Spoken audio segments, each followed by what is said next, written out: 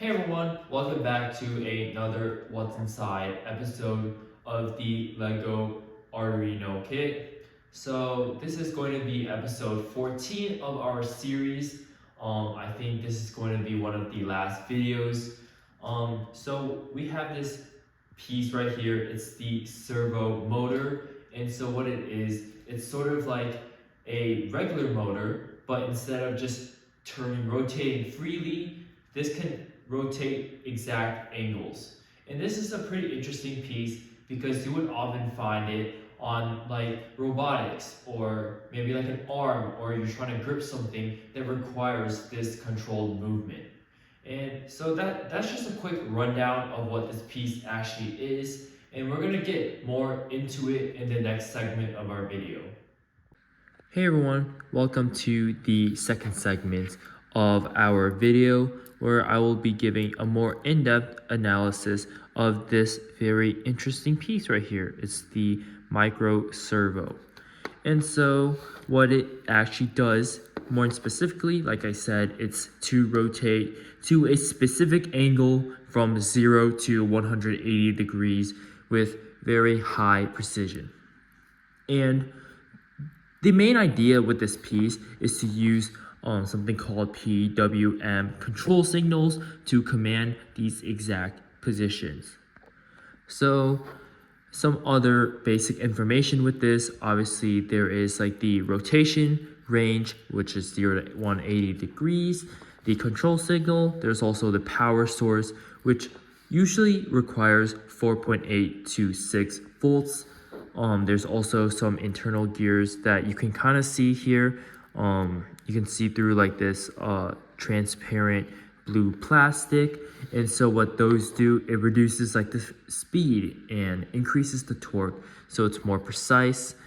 And there's also like a feedback system. There is a potentiometer which measures the current angle.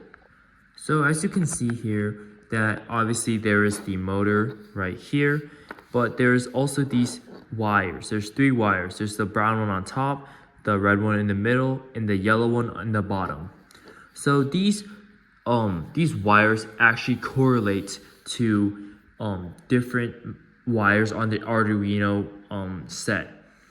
So the browns, or even like there's sometimes a black one that correlates to like the ground one, the red is to the 5 volts, and the yellow is for the signal, or the PWM. And so the motor comes with these white pieces right here. You can see there's also some screws in here. So these are actually called the servo horns, which they attach to the rotating place, and just to ensure that the motion can move something in your project. Like maybe if you want to move, you created some sort of robot and you want to move the arm, you could definitely do so with this piece. And with these connectors, maybe you want to grab something, maybe you created some robotic arm, you want to grab like, I don't know, an apple off the table, or maybe even your phone. And so there's also some common types of horns. For example, there's straight single arm horn, dual arm horn, and circular horn. So they each have their own specific functions, and we also have like the screws, which are pretty important because they lock the horn onto the shaft, and even the outer screws will lock the horn to like the project pieces. And then also, you guys, if I were to open this piece up, I can definitely do so in like a future video, or just a quick sneak peek if you guys want to. But inside of this servo, you'll probably find a couple of components. For example, you might find usually you'll find a DC motor, a gearbox, a potentiometer, a control circuit, and a feedback loop. And so these are kind of these crucial principles.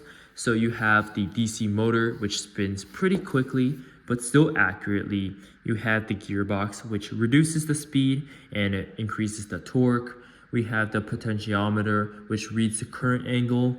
The control circuit, which compares the actual angle versus the target angle. So maybe you want it at 90 degrees and it's actually at 85 degrees. This is kind of the piece that will compare and then close the gap. We also have a feedback loop, which it will keep adjusting until the servo matches the commanded position or some code that you have done to this piece. And so, yeah, this piece is pretty short. It's pretty interesting and really specific to what you want to do with your project. Like I said, it's more of a specific type of motor with controlling the movements of whatever piece that you're creating for like a robotics project, or just you're doing it for your own interest.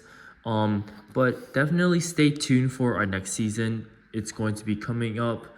I'm still deciding if I want to do another video to wrap up the Lego Arduino kit, but yeah, so like I said, the next season I think I'm planning on assembling something bigger that a lot of you guys might have in your homes.